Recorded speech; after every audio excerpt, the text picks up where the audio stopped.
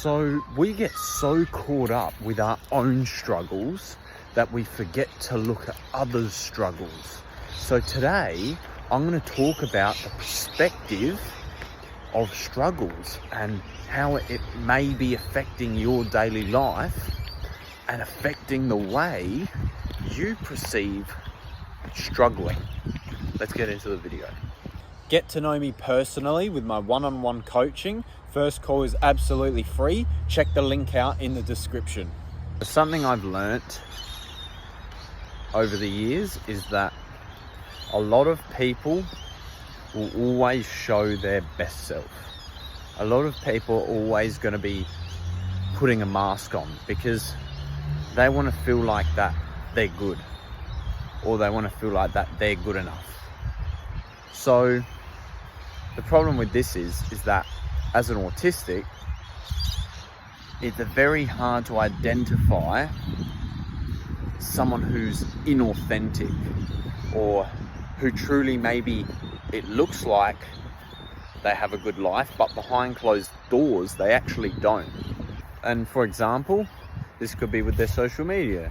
This could be with the way they carry themselves in real life. It could be the way they speak to you. They're always going to look like that they're the top dog, that they're living their best life, they're doing the best as they possibly can. But you have to also realize that person might be hiding problems, that person will be masking problems. The problem with that is that they're gonna be giving us a false perception of who they truly are, which isn't good for an autistic because we take things literally.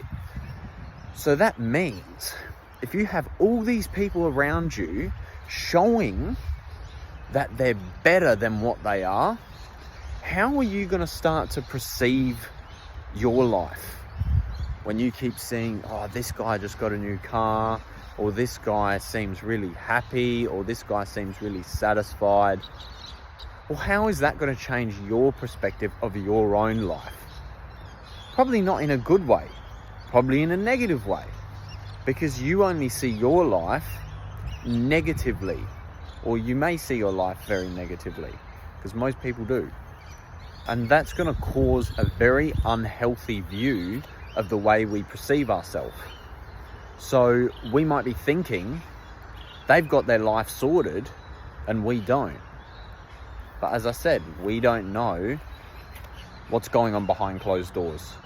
The good thing is, I figured out the perspective shift you need to make in order to not worry about this. Because what I figured out is that everyone has their own set of problems. No one's problems are worse than the other. So if you were to look at this person here and look at his problems, and then look at my problems, and then look at the next set of problems, everyone's problems are going to be different and unique in their own way. But it's not that one's worse than the other, because you have to remember that you're yourself. If I was him and I was in his situation, but I was actually in his body, I was his brain, I was his thoughts, I would have the same problem. Vice versa.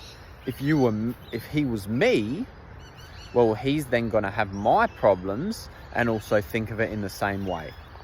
So a lot of people think, they look at someone else's problems and they go, oh, that's not a problem. Well, you haven't actually experienced what it's like to be them.